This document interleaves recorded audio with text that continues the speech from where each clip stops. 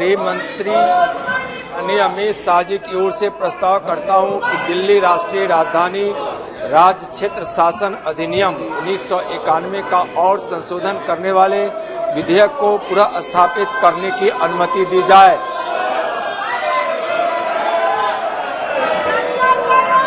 आप सीटों पे बैठे, आप चर्चा करना चाहते हैं, बिठाए।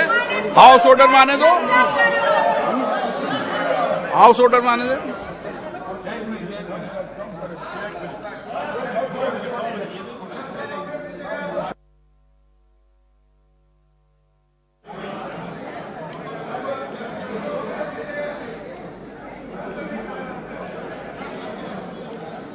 अरे ऐसे सदन है ये, माननीय सदस्य प्लीज, आप इसी विषय पर बात करेंगे। हाँ, आप मत सलाह दीजिए, बैठिए सीट पे।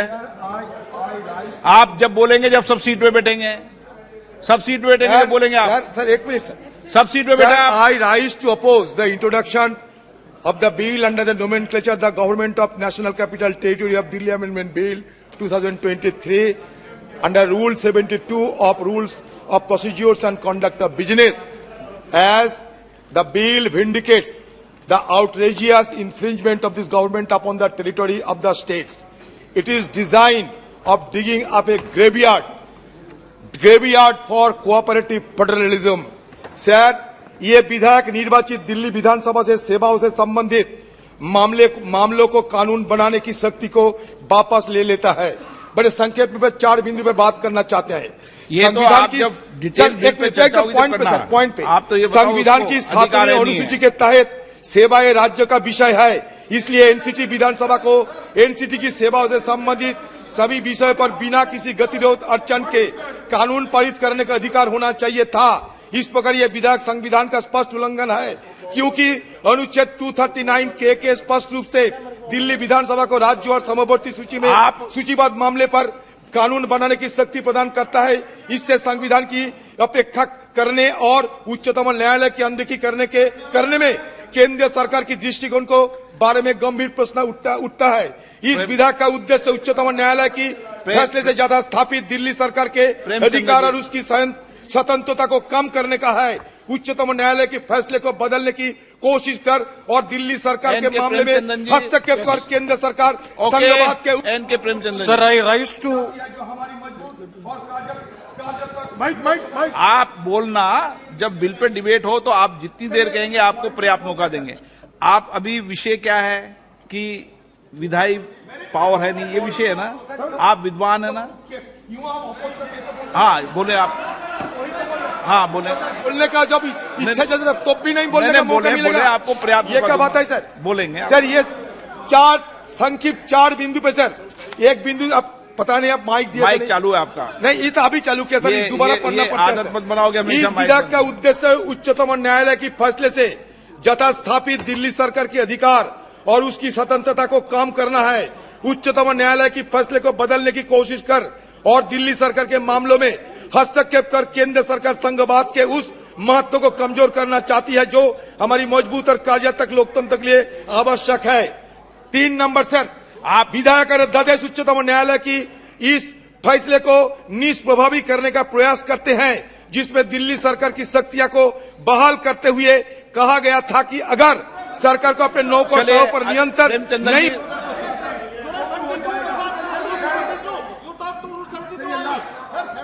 कॉम्पिटेंस के बारे में सिर्फ बोल सकते हैं सर, और कॉम्पिटेंस के बारे में नहीं बोलता है तो तुरंत कंसिडरेशन करने के लिए बोल दीजिए। हम मेरिट पर चर्चा करने के लिए हम तुरंत तैयार हैं। एन के प्रेमचंदन जी, यस, आपका विषय, आप तो इस विषय पर होते। लास्ट सर, ये विधेयक दिल्ली में उपराज्यपाल के अधिकार का विस्तार करता है। ये दिल्ली सरकार और संघ सरकार के बीच संबंधों को सरोकार में उपराज्यपाल के विवेकाधीन अधिकार का विस्तार करता है। प्रेमचंदन जी, उपराज्यपाल और मुख्यमंत्री। Thank you very much speaker sir. हमेशा सदन की नियम प्रक्रिया के तहत आप बोले। जब एक नहीं माननीय आप नेता हैं, मैं पर्याप्त समय, पर्याप्त अवसर आपको पर्याप्त समय दूंगा जब बिल पर डिटेल चर्चा होगी, कोई दिक्कत नहीं। लेकिन सदन नियमों प्रक्रियाओं के तहत है, जिस विषय पर आप आपत्ति करना चाहते हैं उस विषय पर आपत्ति बोले, नियमों के तहत बोले। Sir, I vehemently oppose. Sir, I vehemently oppose the Government of National Capital Territory of Delhi Amendment Bill 2023 on 3 grounds. आप तो नियम से बोलोगे ना? आप नियम से बोला है। हाँ, रूल्स की बात बोलना। रूल्स के बाद बोला है। Sir, Rule 72(2) of the Rules of Procedure and Conduct of Business in Lok Sabha, I am questioning the legislative competence of the government in having the legislation of the bill number 1. Sir, it is against the principles of federalism which is being envisaged by the Constitution of India. Sir, federalism is one of the basic features of Indian Constitution. An elected government in the state of Delhi, it is not having the administrative and legislative control over the bureaucrats means the government there is no meaning in having the government of Delhi. That is why I am saying that it is absolutely taking away the administrative and legislative control by the bureaucrats and the the political leadership and the elected. Sir, please, second point. क्या सुने आपकी? आप 72 के नियम में बोलो, मैं व्यवस्था दे रहा हूं आपको। Sir, this is going to override the Supreme Court judgment dated 11th May 2023 Government of NCT Delhi versus Union of India. Sir, let me read the Supreme Court judgment. The Supreme Court judgment says that the state government. No, this is I am talking on the legislative competence. Prahlad Joshi, I am talking on the legislative. Sir, Rule 72 says, if a motion to leave the introduced the bill is opposed, the speaker, if thinks fit, after permitting the brief statement from the member who opposes the bill, the motion and the member who moved the motion may without further debate put to the motion, provided that where the motion is opposed on the ground that bill initiate the legislation outside the legislative competence of the House, the speaker may permit the full discussion. Sir, it doesn't. Parliament is fully competent to pass this bill. If they want to talk on the merit, let them discuss when there is a consideration and passing, sir. Sir, the second point is, it is overriding the Supreme Court judgment dated 11 May 2023. The Supreme Court judgment is very clear. The Delhi state government is having absolute power, administrative as well as the legislative supremacy is with the state government of Delhi. The intent of this bill is to override the Supreme Court. Sir, the third point. Sir, the third point. Please. Why you are having it? Sir, the third point.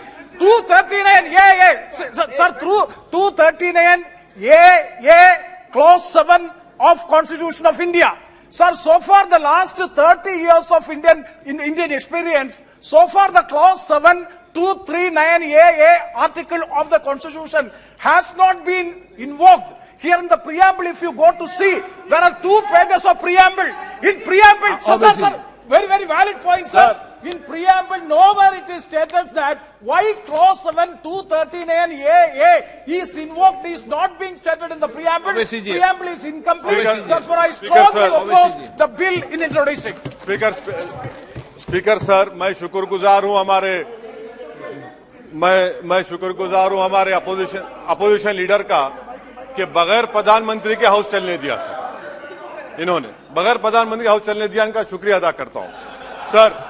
तो ये chess और ludo का खेल हो रहा है sir, उधर से चेस खेला जा रहा है, इधर लूडो खेला जा रहा है सर। मैं इसलिए अपोज कर रहा हूं कि ये आर्टिकल 123 का वायलेशन है।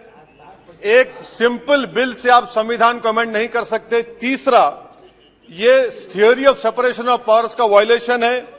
चौथा ये है कि सर, सुप्रीम कोर्ट का 4 जुलाई 2018 का 5 जजेस का जजमेंट है।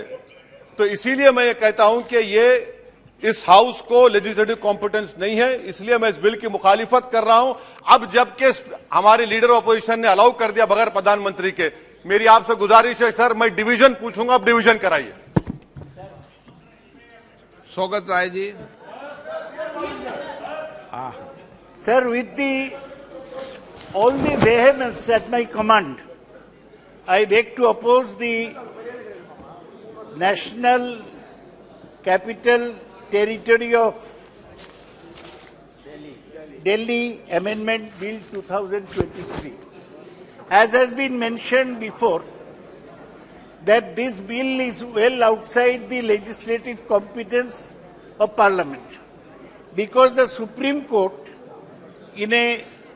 passed a judgment in CA number 2357 of 2017 on 11th May 2023 in the matter of Government of NCT of Delhi versus Union of India. Now, to override the Supreme Court judgment, the government has brought forward a bill.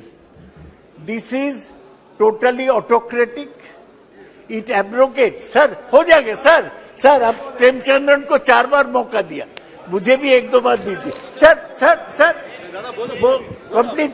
Sir, I want to say that this is total abrogation of the legislative power of the Union Capital Territory of Delhi under Article 239A of the Constitution. कल आपको पर्याप्त मौका दूंगा. चलाओ सदन पूरा, सबको मौका देंगे. अध्यक्ष पूरा समय, कल आप सबको पूरा समय दूंगा. अध्यक्ष महोदय, ये बिल पूरी तरीके से गैर कानूनी है. कानूनन बात करो. ये पूरी तरीके से गैर कानूनी है. आपको भी पता है, page 772 of Kaul and Shakdher practice and procedure of Parliament में. एक मिनट बैठिए. माननीय सदस्यगणों, मैं पुनः आपसे आग्रह करता हूं कि ये संसद है और संसद में बोलते समय हर शब्द का उच्चारण ठीक होना चाहिए. हमारे गौरव गोगोई जी उपनेता हैं, वो बोलते हैं आपको भी पता है. अगर मुझे पता होता तो मैं इस बिल को इंट्रोड्यूस ही नहीं करता. नो, मुझे पता होता तो मैं बिल को इंट्रोड्यूस कैसे करता. आप तो सीट पर आपत्ति पैदा कर रहे हैं कि मुझे पता है.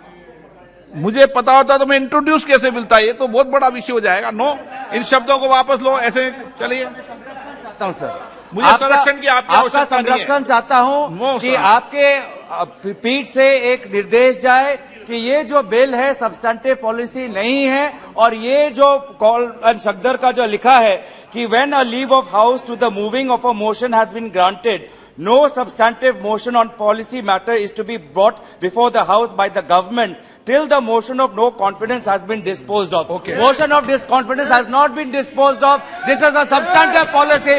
It is illegal. Okay. It will be challenged and this has no merit, sir. अब ruling दीजिए कि ये substantive. Thank you, sir. I too would like to oppose the introduction under Rule 72 of the Rules of Procedure, and particularly on the issue of legislative competence. I have 4 brief points, sir. First, the bill violates the defining feature of a federal democracy, the division of power. It undermines the Delhi Legislative Assembly and the Delhi government, and by trying to supersede the Supreme Court's decision on the matter, the Union government appears to undermine the constitutional principle of federalism. Number 2, sir, just 4 quick points. Sankshipt mein bol raha hu. Number 2, the bill infringes the principle of representative democracy, which is a basic feature of the Constitution. The legislators are accountable to their electorate. The electorate must have a say in who governs them. If the Delhi government is not able to control and hold to account the officers posted in its service, sir, the fact is that it's their responsibility. The legislature cannot be fulfilled.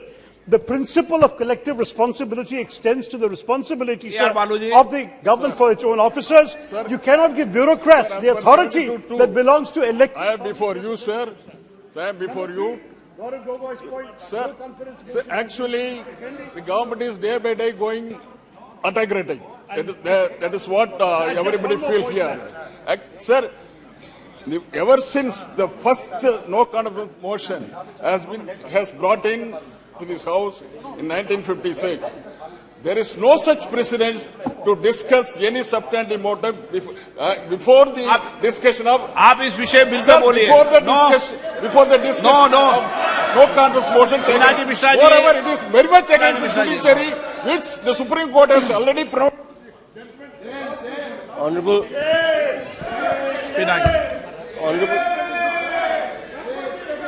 Pinaki Mishra. Honorable Speaker, sir. Honorable Speaker, sir, there are some very, very erudite members of Parliament here who know the law well. I'm surprised that when legislative competence is being discussed under Article 70, under Rule 72 proviso, that there is no advertence at all to the actual Supreme Court judgment or the order which the Supreme Court has passed, a speaking order of 7 pages the Supreme Court has passed in the writ petition filed by the State of Delhi against Union of India.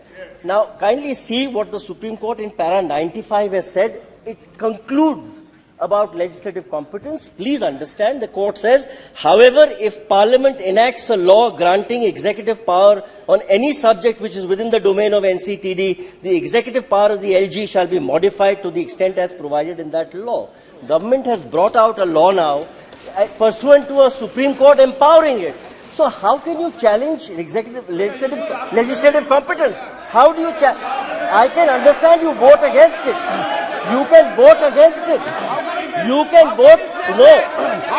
On a point of law. On a point of law, you cannot. On a point of law, you cannot challenge this. Legislative competence is there. Okay, माननीय गृह मंत्री जी।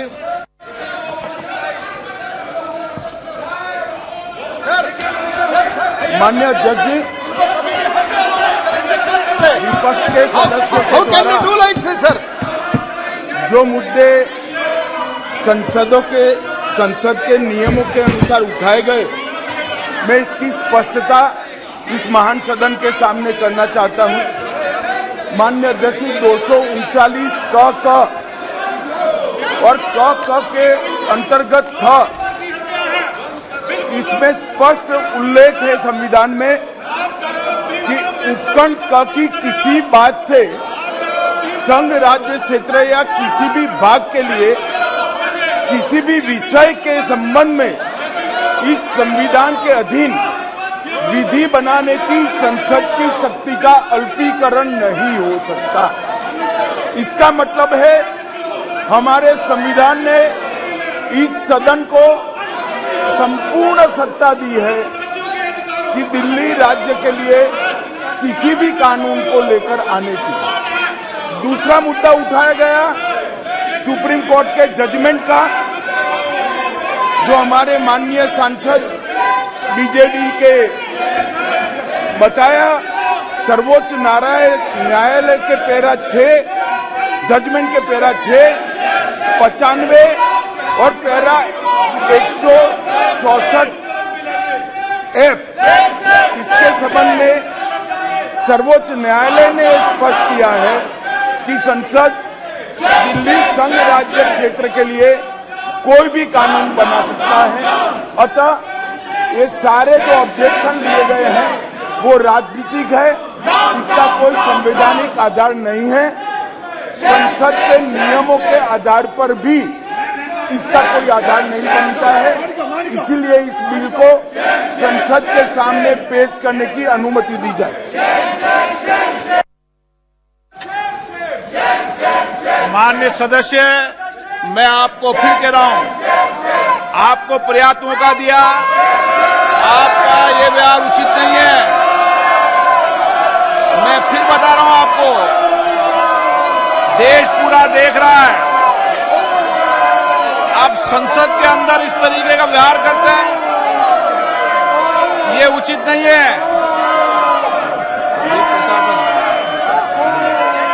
प्रश्न ये कि विधेयक को प्रस्तावित करने की अनुमति प्रदान की जाए। जो सदस्य इसके पक्ष में हाँ गए, जो सदस्य विरोध में ना गए, मेरे विचार में निर्णय हाँ वालों के पक्ष में, हाँ वालों के पक्ष में। माननीय मंत्री जी विधेयक को प्रस्तावित करें। श्री नित्यानंद राय महोदय, मैं विधेयक प्रस्तावित करता हूं।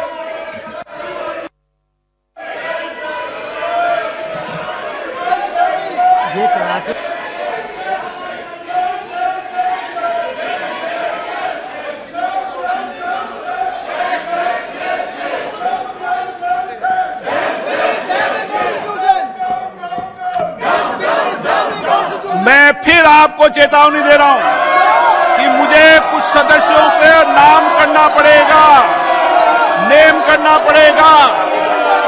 मैं आपको फिर चेतावनी दे रहा हूं कि अब सदन की गरिमा और मर्यादा बनाए रखने के लिए मुझे सदन में कार्रवाई करनी